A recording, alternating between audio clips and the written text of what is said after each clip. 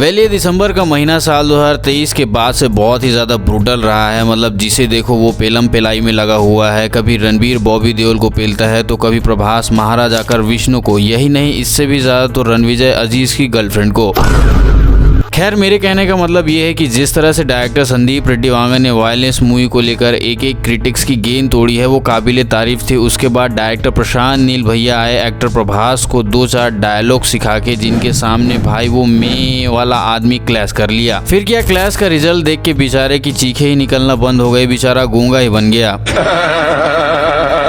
खैर ये तो हुई दिसंबर में आने वाली मूवीज की जो काफी ब्रूटल और वायलेंस से भरी होती है। और इसी काइंड ऑफ सिनेमा को मेंटेन रखने आदित्य धर की मूवी धुरंधर रिलीज करी, जिसे देखकर ऑडियंस ने स्पाई यूनिवर्स को ही धर दिया। देखो इस टॉपिक पर सो कॉल्ड यूट्यूबर्स ने अपना ओपिनियन और ऑडियंस ने भी अपना मत दिया है कि जिस तरह की स्पाई मूवी स्पाई यूनिवर्स के मेकर्स बनाते थे, लाइक नंगे चीथड़े कपड़ों में एक आइटम सॉन्ग होना, एक ऐसा भी सॉन्ग होना जिसमें वो बबलू डबलू नाचते हुए नजर आए। चलो वो तो छोड़ ही दो, मूवी के एंडिंग में आपको ऐसा दिखाया जाएगा कि मूवी का विलन ही सबसे बड़ा देशभक्त है और वो हीरो के साथ मिलकर पूरे विलन के पिछवाड़े में बुट्टे सीखेंगे। और इसी यूनिवर्स को लेकर एक्टर माधवन ने कहा था कि एक टिपिकल जॉनर वाली मूवी धुरंधर मूवी के आने के बाद शायद बंद हो जाएगी। एक जॉनर ऑफ फिल्म मेकिंग मुझे लगता है इंडियन सिनेमा में खत्म हो जाएगा। और ऐसा हुआ भी। मतलब स्पाई यूनिवर्स की मूवी को पिछले 15 दिनों में जितना ट्रोल और हेट मिला है कि मजाल उनकी पीआर टीम इस टट्टी नुमे हेट को साफ कर सके। कुछ मुंह में घुसेड़ा, उसके बाद गले को उधेड़ के नाक से बाहर निकाला। चलो हेट तक ठीक था, लेकिन बेचारे वो टाइगर और पठान वाले डायलॉग को छोड़ ही देना चाहिए था। नहीं मतलब ये लोग कहते हैं कि बच्चे पे नहीं छोड़ सकते, लेकिन इन बच्चों का ही कैरेक्टर इस कदर काला है कि टाइगर और पठान को ही बिना तेल के ही निपटा दें। रही बात टाइगर और पठान की, तो पहले का बॉलीवुड सिर्फ 3 खान्स के लिए ज्यादा चर्चित था। इवन बाहुबली 2 के प्रमोशन के टाइम पर, यश के KGF के टाइम पर, साहू मूवी के टाइम पर भी इनका नाम लिया जाता था। Are you all set to give a tough competition to the Khans here?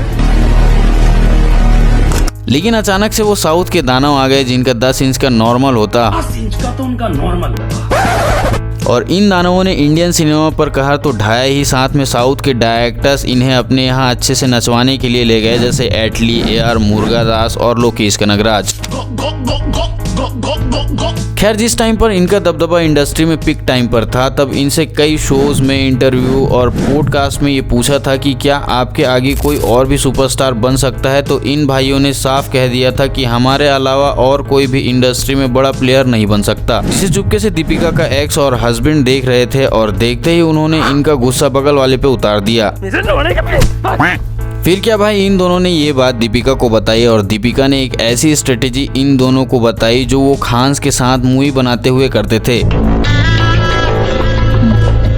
मतलब वो वाला नहीं, कोई दूसरा वाला, जिससे इनका कमबैक ऐसा हो कि सड़क से उठकर स्टार बन जाए।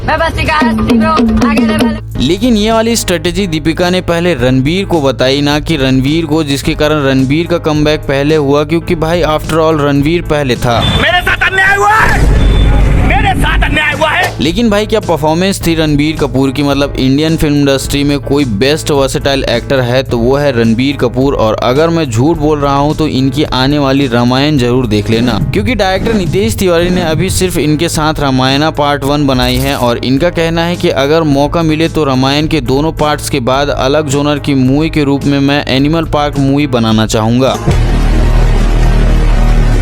जहां भाई दीपिका ने ये स्ट्रेटेजी रणवीर को बाद में बताई। मतलब पूरे मार्केट में पहले अच्छे से थू करवाई, उसके बाद धुरंधर बनाई।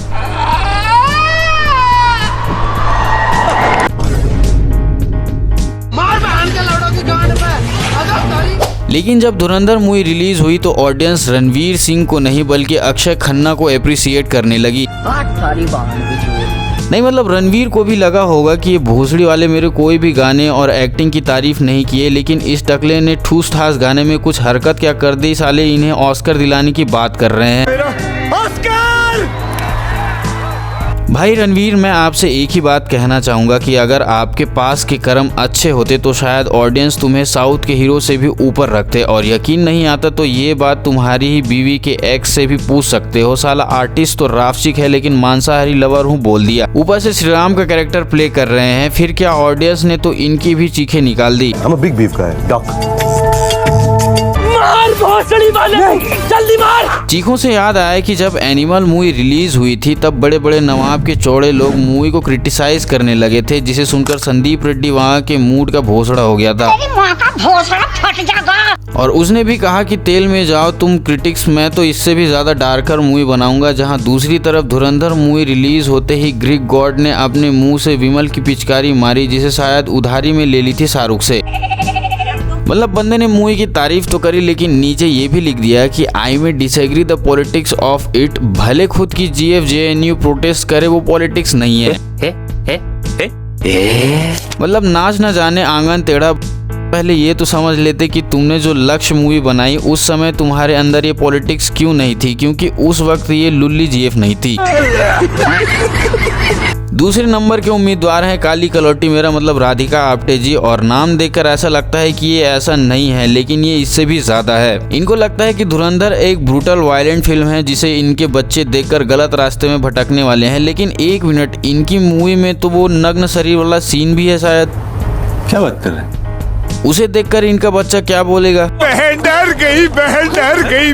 और सीधा बोलूं तो ये सच्चाई जो दिखाई है भारत में होने वाले अटैक का पाकिस्तान से कनेक्शन की, तो यही चीज इनके पिछवाड़े में मिर्ची डाल रही है। चलो इनका तो समझ में भी आता है क्योंकि बॉलीवुड का डाउनफॉल इसी कारण इन्हीं हरकतों की वजह से आया था, जिसे ये लोग मेंटेन कर रहे हैं। चलो इन्हें भी हटा दो। मुझे तो वो अनुपमा चोपड़ा का समझ नहीं आया कि किस बेसिस पे उन्होंने इस मूवी को एंटी पाकिस्तान मूवी कहा और एंटी पाकिस्तान मूवी के साथ साथ प्रोपेगेंडा वाली मूवी भी बताया। मतलब पार्लियामेंट में अटैक, 26/11 अटैक तो साले दूसरे देश के लॉन्डो ने किया था।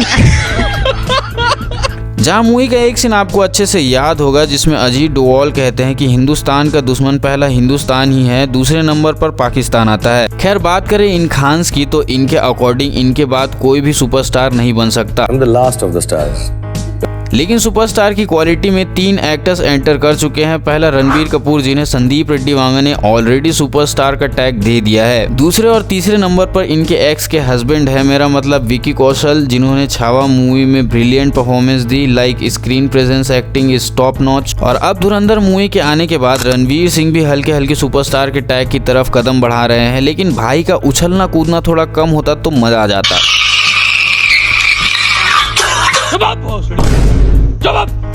खैर एक्टर मेडी ने तो साफ कहा है कि रणवीर सिंह की एक्टिंग आपको पार्ट 2 में दिखेगी, जो कि महज 3 महीने बाद रिलीज होगी। तो जाहिर सी बात है कि मेडी जैसे एक्टर ने अगर ऐसा कहा है तो कुछ सोच समझ कर ही कहा होगा या फिर देख कर ही कहा होगा। बाकी पार्ट 2 देखकर ये प्रूव हो जाएगा कि रणवीर सिंह सुपरस्टार की लिस्ट में गिने जाएंगे या नहीं। बाकी आपको क्या लगता है, क्या धुरंधर 2 मूवी टॉक्सिक को टक्कर दे पाएगी? क्या रणवीर सिंह ऑडियंस को शेक कर पाएंगे? कमेंट करके जरूर बताएं। बाकी इस वीडियो में इतना ही, मिलते हैं नेक्स्ट वीडियो में। वीडियो कैसी लगी कमेंट करके जरूर बताएं।